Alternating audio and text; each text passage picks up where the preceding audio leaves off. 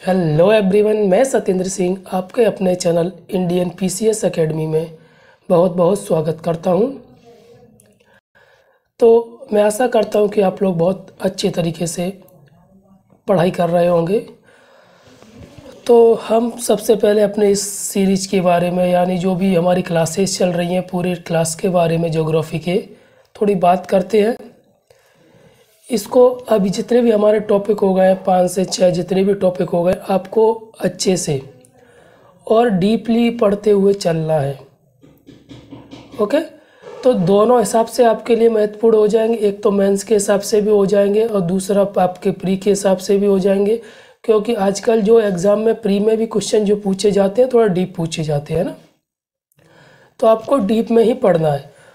सबसे पहले अगर मैं बात करूं कि हम जो अगर ये पढ़ रहे हैं, कौन से एग्ज़ाम के स्टूडेंट इसको पढ़ सकते हैं, क्लास ले सकते हैं, तो जितने भी स्टेट पीसीएस है, ठीक है, एसएससी, यूपीएससी, रेलवे, तो ठीक है, तो जितने भी स्टूडेंट, जितने भी, सीधी बात कहने का ये है, एक लाइन में कहें तो जितने भी कॉम्पिटिटिव एग्ज़ाम्स होते हैं जिसमें ज्योग्राफी आती है, वो सारे स्टूडेंट जिस तैयारी कर रहे हैं वो सारे स्टूडेंट क्या कर सकते हैं, ये क्लास ले सकते हैं। ओके, जिसके सिलेबस में ज्योग्राफी है, और पूरे टॉपिक एक से लेकर जितने भी टॉपिक हमारे सिलेबस में होते हैं, यार एग्जाम्पल के तौर पे हम 15 मान लें, तो सारे टॉपिक हम पूरे फिनिश यहाँ पर करने वाले हैं। इसमें कोई भी टॉपिक या कोई भी चीज़ आपसे नहीं छूटेगी। बस आपको क्या करना है, इसके एमसी को अलग से लगाना है। मैं यहाँ पे कराता हूँ एक डेमो की तरह, एक सैम्पल की तरह मैं यहाँ पर क्वेश्चन देता हूँ। उसके बाद मैं कंटेंट कराता हूँ, कंटेंट में हर एक लाइन से आपको क्वेश्चन बताता हुआ चलता हूँ। तो अगर हर लाइन से क्वेश्चन बनाओगे तो आप खुद की टेस्ट सीरीज बनाओगे, और फिर क्वेश्चन आपसे कोई भी पूछे, कैसे भी क्वेश्चन घुमा फिरा के पूछे, क्वेश्चन आपसे बाहर नहीं जाएगा, यानी वो क्वेश्चन आपसे बन जाएगा। तो ऐसे पढ़ना है। और जो माध्यम रहेगा हमारा वो क्या रहेगा, हिंदी रहेगा। यानी हिंदी मीडियम के जो भी स्टूडेंट्स हैं, क्लासेस लेना चाहते हैं, ज्योग्राफी पढ़ना चाहते हैं किसी भी एग्ज़ाम को लेकर, तो वो इस क्लास को यानी पूरी सीरीज़ को देख सकते हैं। जो स्टूडेंट पहली बार देख रहे हैं उनके लिए मैं क्या करता हूँ, प्लेलिस्ट की लिंक डाल देता हूँ, तो आप वहाँ से सारी प्लेलिस्ट की वीडियो, प्लेलिस्ट में जाकर सारे वीडियोस पहली क्लास से देख सकते हैं। मैं भी प्रेफर यही करूँगा कि जो भी एक स्टूडेंट अगर यहाँ से स्टार्ट कर रहा है, इस क्लास से स्टार्ट कर रहा है, तो यहाँ से स्टार्ट ना करे, वो पहले वीडियो से स्टार्ट करे। उससे क्या होगा, पहली बात मैं आपको बताता हूँ, एक तो आपको सब्जेक्ट समझ में आएगा कि सब्जेक्ट कैसे क्या आता, कैसे क्वेश्चंस बनते हैं।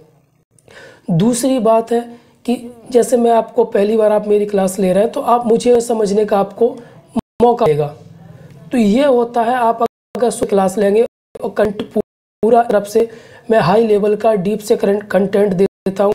और जो यहाँ पर आप देख रहे हैं प्राकृतिक वनस्पति, इससे संबंधित कोई करंट अफेयर था तो मैंने इस कंटेंट में करंट अफेयर को भी डाला है। इसकी जो रिपोर्ट थी, कौन से राज्य में कितने वन जाए, घटे हैं, बढ़े हैं, वो सब इस रिपोर्ट में आपको यहाँ पर मिलेगा। बस आपसे ही अनुरोध है मेरा कि ज़्यादा से ज़्यादा सपोर्ट करें और क्लास को शेयर करें। शेयर से दोहरे फ़ायदे हैं, मैं आपको बता चुका हूँ पहले ही। ओके, तो आज जो हमारा रहेगा, कल हमने पढ़ा था जो भारत में जो वनस्पति पाई जाती उनका क्षैतिज वितरण पढ़ा था। कैसा पढ़ा था? क्षैतिज वितरण। आज हम जो पढ़ेंगे वो क्या पढ़ेंगे, ऊर्ध्वाधर वितरण पढ़ेंगे। फिर उसके बाद जो वन स्थिति रिपोर्ट 2021 में सबसे आखिरी में वही आई है, उसको हम पढ़ेंगे।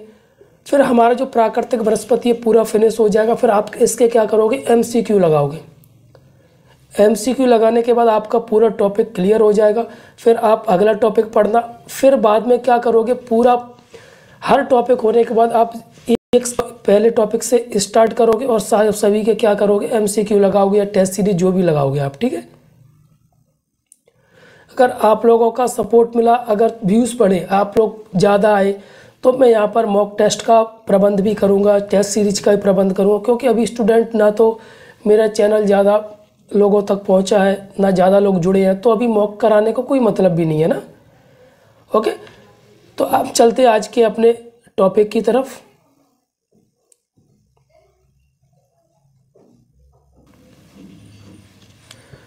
तो जो ऊर्ध्वाधर वितरण, ऊर्ध्वाधर का मतलब क्या होता है, ऊंचाई की तरफ जाने पर जो वन अलग अलग तरह के पाए जाते हैं उनका डिवीज़न यानी विभाजन कैसे कैसे किया गया है वो देखिए। तो सबसे पहले हम जो वन पढ़ेंगे वो पढ़ेंगे उष्णकटिबंधीय आर्द्र पर्णपातीय वन। अब ये इसकी विशेषता क्या है और ये कहाँ पर पाए जाते हैं वो देखिए। ये शिवालिक हिमालय की श्रेणी, शिवालिक हिमालय क्या है, जो हमारा हिमालय है उसके सबसे दक्षिणी जो नीचे का हिस्सा है उसको हम क्या बोल देते हैं, शिवालिक बोल देते हैं। हिमालय की श्रेणियों में उष्णकटिबंधीय आर्द्र पर्णपाती वन उगते हैं। तो ये कहाँ पर उगते हैं, हिमालय के सबसे दक्षिणी सिरे पे। और वहीं बात करूँ मैं गंगा के मैदान, तो गंगा के मैदान के उत्तर में, तो गंगा के मैदान से ऊपर और शिवा मतलब हिमालय के सबसे नीचे। यहाँ मुख्य वृक्ष कौन से, इसकी लकड़ी बहुत उपयोगी होती है, बांस भी यहाँ बहुत मात्रा में मिलते हैं। फिर उसके बाद चौड़ी पत्ती वाले सदाबहार वन, इन्हें आर्द्र पर्णपाती वन या पर्वतीय वन भी कहते हैं। पर्वतीय क्षेत्रों में ये वन 1000 से 2000 की मीटर की ऊंचाई तक मिलते हैं। नीचे से अगर मैं बात करें तो 1000 से 2000 मीटर की ऊंचाई तक। वनों में चेस्टनट, चीड़, ओक, देवदार, वर्च, एल्डर, पॉपुलर, एल्म, ये सारे प्रकार के वृक्ष पाए जाते हैं। और यहाँ पर जो चीड़ के वन है वो क्या है, उपोष्ण कटिबंधीय। फिर उसके शंकुधारी या कोणधारी वन, ये 1600 से 3300 मीटर की ऊंचाई के मध्य पाए जाते हैं। यहाँ पर इस प्रकार के वन पाए जाते हैं। ओके, इसकी जो लकड़ी होती है वो कोमल होती है, कागज़, लुगदी, दिया सलाई बनाने के काम आती है।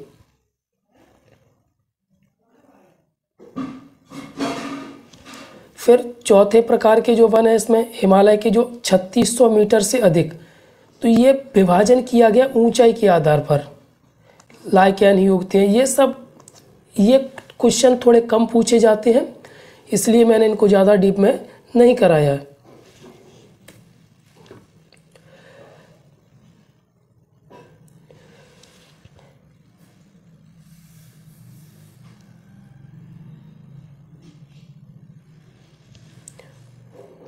फिर मैंने क्या बात की थी, यहाँ पर जो करंट अफेयर का मतलब जो भारत की वन स्थिति रिपोर्ट आती है, एक आई थी 2019 में आई थी, उसके बाद 2021 में, उसके बाद कोई रिपोर्ट नहीं आई है। तो जो हमारे लिए न्यूज़ होगी वो कहाँ से बनेगी, 2021 की रिपोर्ट से बनेगी। तो हाल ही का मतलब है 2021 की रिपोर्ट है, इसलिए पर्यावरण, वन और जलवायु परिवर्तन मंत्रालय ने भारत वन स्थिति रिपोर्ट जारी की। इस लाइन से आपको कोई क्वेश्चन दिख रहा है, एमसीक्यू कोई दिख रहा है यहाँ से, मैं बताता हूँ क्या एमसीक्यू बनेगा कि जो वन स्थिति रिपोर्ट है भारत की वो कौन जारी करता है, कौन जारी करता है, तो केंद्र का पर्यावरण, वन, जलवायु परिवर्तन मंत्रालय MOEFCC द्वारा भारत की वन स्थिति रिपोर्ट क्या होती है, जारी की जाती है। अक्टूबर 2021 में भारत के वन शासन में महत्वपूर्ण परिवर्तन लाने के लिए MOEFCC द्वारा वन संरक्षण अधिनियम 1980 के में संशोधन प्रस्तावित किया गया था। फिर ये आपके हिसाब से, अब इसके बाद देखिए इस रिपोर्ट में बोला क्या गया था, यह भारत के वन और वृक्ष आवरण का आकलन है। इस रिपोर्ट को द्वैवार्षिक रूप से भारतीय वन सर्वेक्षण द्वारा प्रकाशित किया जाता है। हर 2 साल बाद इस रिपोर्ट को क्या किया जाता है, प्रकाशित किया जाता है। यहाँ से क्वेश्चन कैसे बनेगा आपसे, ये रिपोर्ट वार्षिक की जाती है, पेश की जाती है या जारी की जाती है, तो वार्षिक ना होकर ये द्वैवार्षिक होती है, मतलब 2 साल में। और इसमें होता क्या क्या है, वन और वृक्ष के आवरण का आकलन होता है। ओके, फिर उसके बाद अगला पॉइंट क्या है, वर्ष 1987 में पहला सर्वेक्षण प्रकाशित किया गया था। अगर आपसे पूछा जाए पहला सर्वेक्षण कब प्रकाशित किया गया था, 1987 में। वर्ष 2021 में जो भी वन स्थिति रिपोर्ट पेश की गई थी वो कौन सी थी, 17वीं थी, यानी 17। तो हर लाइन से क्वेश्चन, यानी पहला क्वेश्चन, पहली रिपोर्ट यानी सर्वेक्षण कब पेश किया गया था, 1987 में। 2021 में जो सर्वेक्षण यानी जो रिपोर्ट पेश की गई थी वो कौन सी थी, 17वां। फिर उसके बाद ISFR का मतलब क्या होता है, India state of forest report का उपयोग वन प्रबंधन के साथ साथ वानिकी, कृषि वानिकी क्षेत्रों में नीतियां नियोजन एवं निर्माण के लिए किया गया था। मतलब वन तो है, इसके साथ कृषि वानिकी की भी देखरेख इसमें की जाती है और उसका डाटा कलेक्ट किया जाता है। वनों को तीन श्रेणियों का सर्वेक्षण किया जाता है। वनों की तीन कौन सी श्रेणी हो गई, अत्यधिक सघन वन हो गए, यानी 70% से अधिक सघनता होती है। मध्यम सघन हो गए 40 से 70%। फिर उसके बाद होती है जो कम घने होते हैं 10 से 40%। स्क्रब यानी चंदवा घनत्व 10% से कम होता है का भी सर्वेक्षण किया गया। लेकिन ये चीज़ आपसे नहीं पूछी है, अभी मैं बताता हूँ। ये चीज़ तो आपको ये पॉइंट याद करना है, ये पॉइंट याद करना। इससे पहले मैंने आपको बताया था वो पॉइंट याद करना, इसको आप छोड़ देना।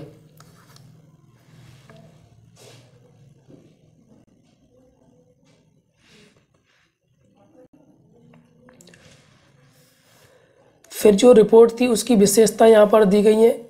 इसने पहली बार टाइगर रिजर्व, मतलब टाइगर रिजर्व की अगर बात की जाए तो इसने पहली बार, मतलब कौन सी रिपोर्ट, 2021 वाली ने, टाइगर रिजर्व यानी टाइगर कॉरिडोर और गिर के जंगल जिसमें एशियाई शेर रहते हैं में वन आवरण का आकलन किया। किसका आकलन किया, टाइगर कॉरिडोर और गिर के जंगल, अर्थात जिसमें एशियाई शेर रहते हैं उस जो वहाँ के वन है उसका क्या किया, आकलन किया। वर्ष 2011 से 21 के मध्य बाघ गलियारों में वन क्षेत्र में 37 पॉइंट, मतलब किस जगह, मध्य बाघ गलियारों में वन क्षेत्र में जो बाघ गलियारे वन क्षेत्र था उसमें 37.15 वर्ग किलोमीटर, अगर वर्ग किलोमीटर की बात आए तो 37.15 वर्ग किलोमीटर। वहीं अगर परसेंट की बात आए तो 0.32% की क्या हुई है, वृद्धि हुई है। लेकिन बाघ अभ्यारण्यों में सेंचुरीज होती है, उनमें क्या हुई है, 22.6 वर्ग किलोमीटर, 0.04% की क्या हुई है, कमी हुई है। यहाँ पर बाघ गलियारों में वृद्धि हुई है और बाघ अभ्यारण्यों में क्या हुई है, कमी हुई है। इन 10 वर्षों में 20 बाघ अभ्यारण्यों में वनावरण में वृद्धि हुई है, साथ ही 32 बाघ अभ्यारण्यों में के वनावरण में। ये थोड़ा कन्फ्यूज है, इसको 2-3 बार आप रिवीजन करोगे तब आपको याद होगा ये। फिर उसके बाद बक्सा जो रिजर्व है, नेशनल पार्क या रिजर्व है, कहाँ पर पड़ता है, पश्चिम बंगाल। अनामलाई तमिलनाडु में पड़ता है, इंद्रावती छत्तीसगढ़ में।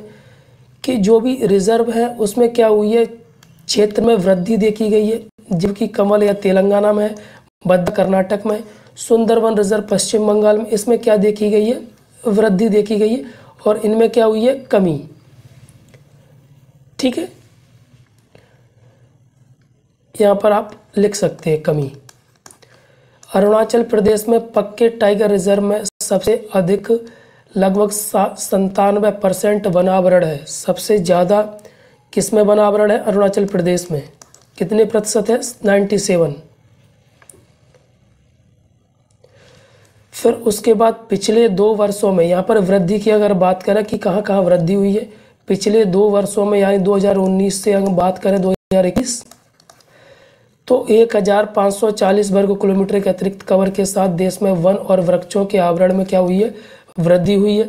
भारत का वन क्षेत्र अब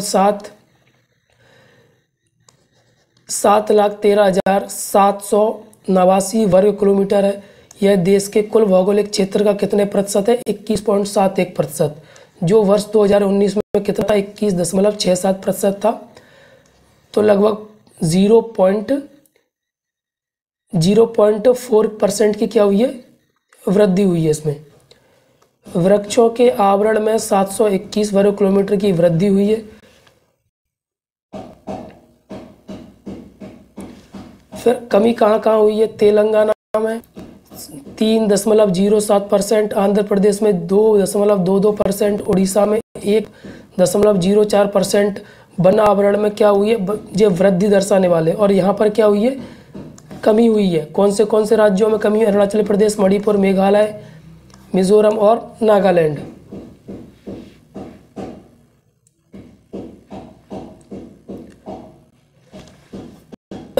उच्चतम वन क्षेत्र या आच्छादन वाले राज्य, क्षेत्रफल की दृष्टि से मध्य प्रदेश देश का सबसे बड़ा वन क्षेत्र है। इसके बाद अरुणाचल प्रदेश, छत्तीसगढ़, ये सीक्वेंस से आपको याद रखना। पहले नंबर पे मध्य प्रदेश, क्या की बात हो रही है? सबसे ज़्यादा वन क्षेत्रफल की दृष्टि से, प्रतिशत की दृष्टि से नहीं, क्षेत्रफल।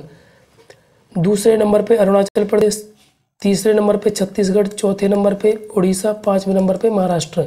यहाँ पर क्षेत्रफल की बात हो रही है। कुल भौगोलिक यहाँ पर अगर प्रतिशत की बात करें तो सबसे पहले क्या है? मिजोरम, दूसरे नंबर पर अरुणाचल प्रदेश, तीसरे नंबर पे मेघालय, चौथे नंबर पे मणिपुर, पांचवें नंबर पे नागालैंड। यहाँ पर प्रतिशत की बात की गई है और यहाँ पर भौगोलिक किलोमीटर में बात की गई है। ओके। शब्द वन क्षेत्र सरकारी रिकॉर्ड के अनुसार भूमि की कानूनी स्थिति को दर्शाता है, जबकि वन आवरण शब्द किसी भी भूमि पर पेड़ों की उपस्थिति को दर्शाता है। यहाँ पर जो वन क्षेत्र लिखा है वो सरकारी रिकॉर्ड के अनुसार है, और जो वन आवरण है वो पूरी पृथ्वी की अगर हम बात करें भारत के पूरी भूमि पर, तो वहाँ पर जितने भी पेड़ हैं उसकी बात की गई है।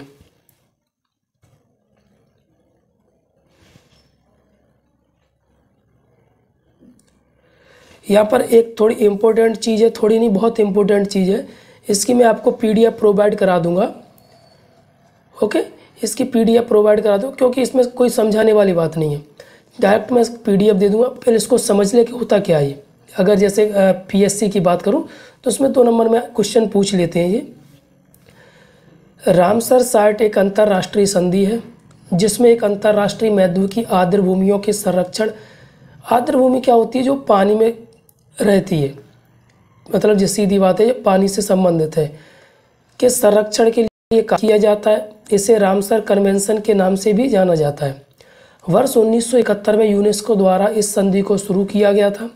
रामसर संधि को मान्यता देने के लिए विभिन्न देशों द्वारा इस संधि में क्या किए गए? हस्ताक्षर किए गए। ईरान के रामसर शहर में यूनेस्को द्वारा इस सम्मेलन का आयोजन किया गया। इसी रामसर शहर में पहली बार देशों द्वारा संधि पर हस्ताक्षर किए गए, इसलिए इसे रामसर संधि के नाम से जाना जाता है। इसमें अभी वर्तमान में अगर मैं लीगली बात करूँ तो 75 है, और ये पूछी जाती हैं कि सबसे बड़ी कौन सी है, सबसे छोटी, सबसे ज़्यादा कौन से राज्य में, तो ये पूछी जाती हैं, तो ये ज़रूरी है। ओके, इसकी मैं टेलीग्राम पे PDF डाल दूँगा, वहाँ से आप इसको डाउनलोड करके प्रिंट करा लेना। ठीक। और जो स्टूडेंट पहली बार जुड़ रहे हैं प्लीज़ ज़्यादा से ज़्यादा इस चैनल को सपोर्ट करें। ठीक है।